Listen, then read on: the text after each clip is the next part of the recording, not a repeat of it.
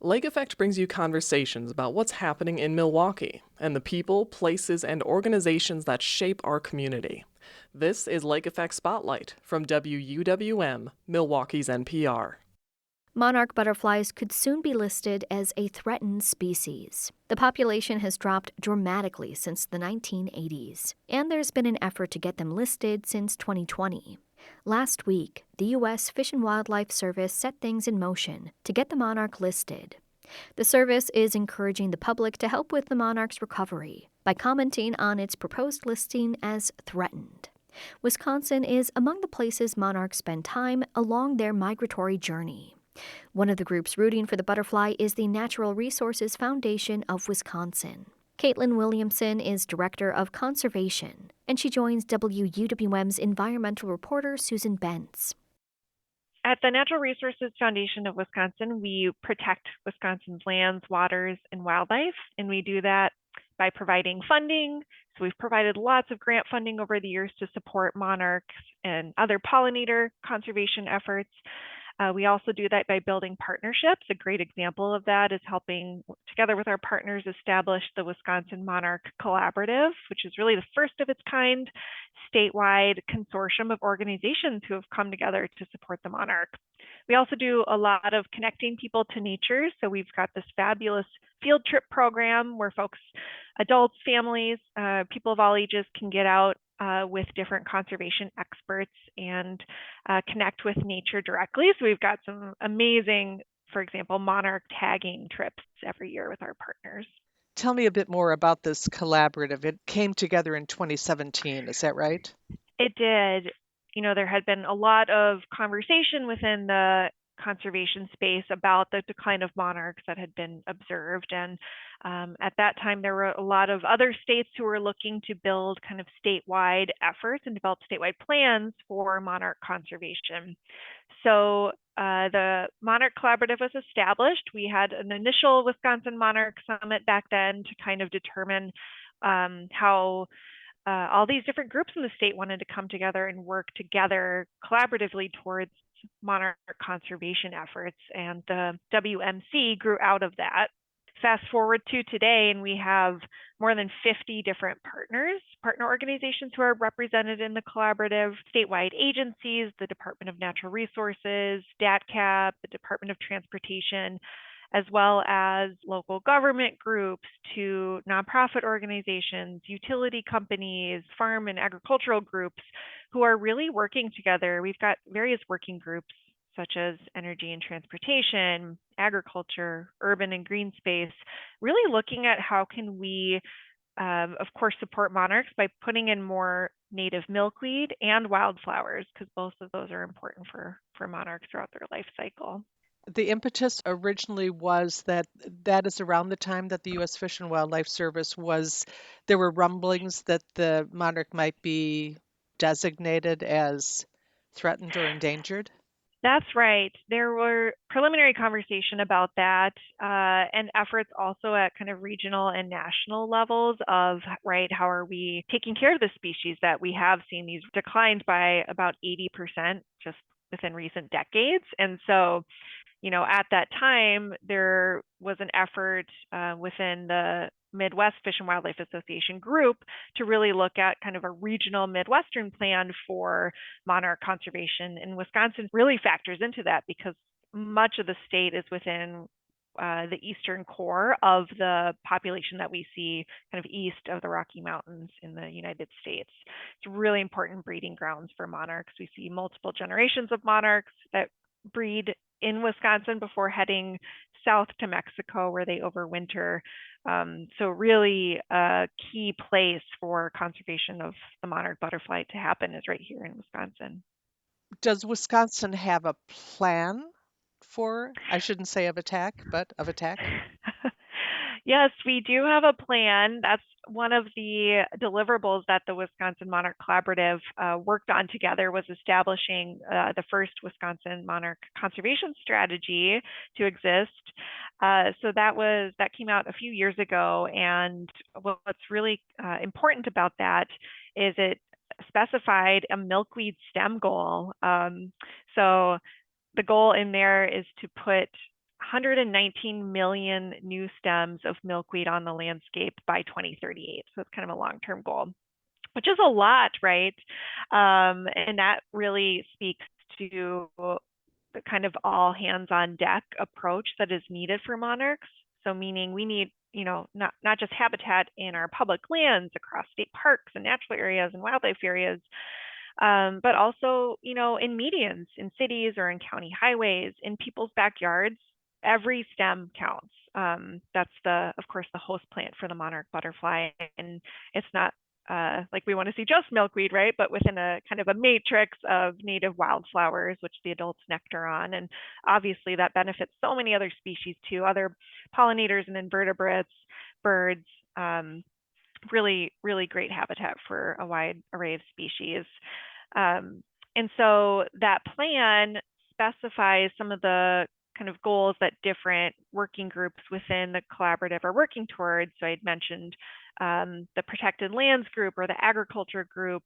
There's also a research and monitoring working group within the collaborative that helps really ensure that the best available science is informing the conservation efforts, as well as communications and outreach. And that's been a really great facet of the collaborative, is the information sharing with the public.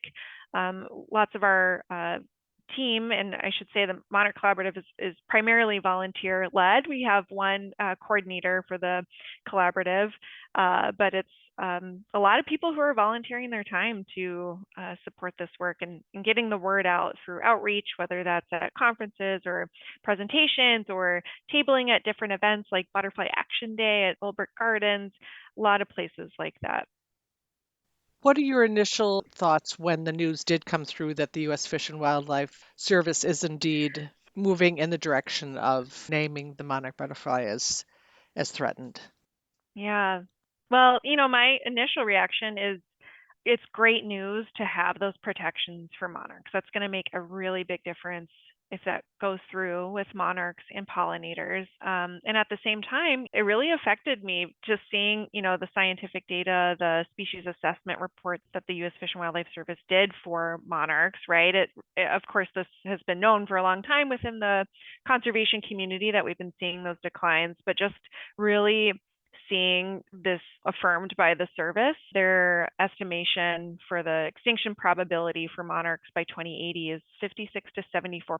And right, that just really hit me hard. It's a species that we all have grown up seeing, and they're around and iconic, and ones were common. I'm sure, many folks can remember times where they would see more monarchs on the landscape than they do now. So it's hard news just knowing that a species like the monarch has declined so much. And it's really a really great opportunity to have these protections in place, but also a call to action that I hope will inspire so many different people. And that's to me what's really beautiful about monarch butterflies and their conservation efforts, is that literally everyone can make a difference. Even students within a school, we've had students do like a penny fundraiser for our pollinator fund and put in pollinator plantings in their schoolyards. If you live in a city, putting in milkweed and other native plants in your own backyard, all the way to large corporate campuses. And anyway, the point being that there's so much that everyone can do to help make a difference. And I think that's really inspiring. There's a 90-day comment period that has been initiated now with the Fish and Wildlife Service announcement, right? What's important about those 90 days or these 90 days? Yes, so the proposed listing is just that, it's proposed, it's not finalized. So there's currently no legal protections in place for the monarch. Right now, that public comment period is open. So it's an opportunity for the public to act, to really share their perspective on what they think about the proposed listing decision. So some of the influences that are impacting many species, including the monarch, is loss of habitat, right? Mm-hmm. Climate change is a profound influence on all this, right? So Mm-hmm. in Wisconsin and other states that would be part of this migration path Yeah. would be agriculture. I mean, Wisconsin is Mm-hmm. agricultural state. So Mm-hmm. is that one of the key elements, is how we farm? Yeah, definitely. Working with Wisconsin's farmers is going to be huge for the success of this. And there's so many champions among them already. For example, Awesome Farms is a producer that we've worked with at the Natural Resources Foundation through our Wisconsin Pollinator Protection Fund. They're part of the Wisconsin Healthy Grown Potatoes program, which is a really innovative, holistic approach at caring for the land.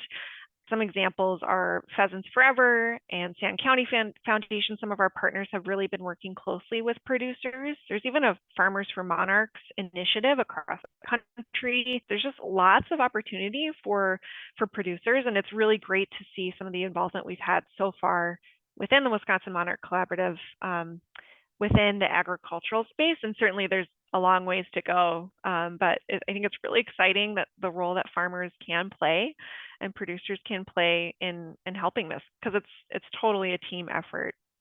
Anything you want to underscore?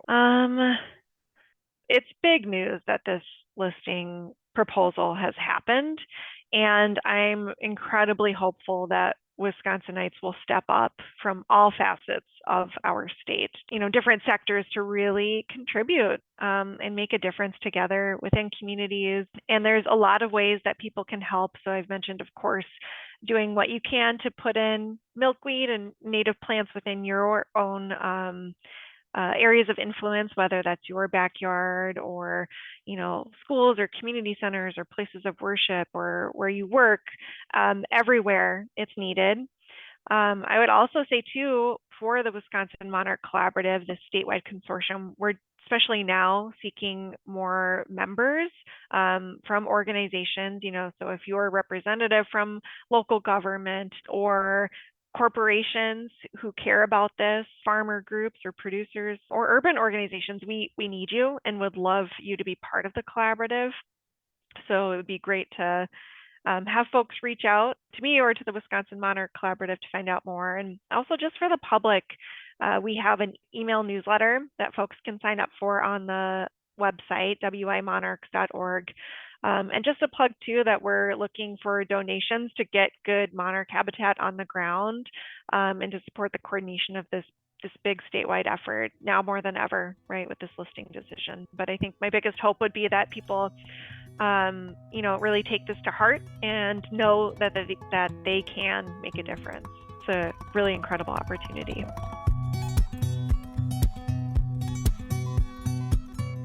Caitlin Williamson is Director of Conservation with the Natural Resource Foundation of Wisconsin. She spoke with WUWM environmental reporter Susan Bentz. The public comment period is open until March. You can find tips on how to protect monarchs at WUWM.com.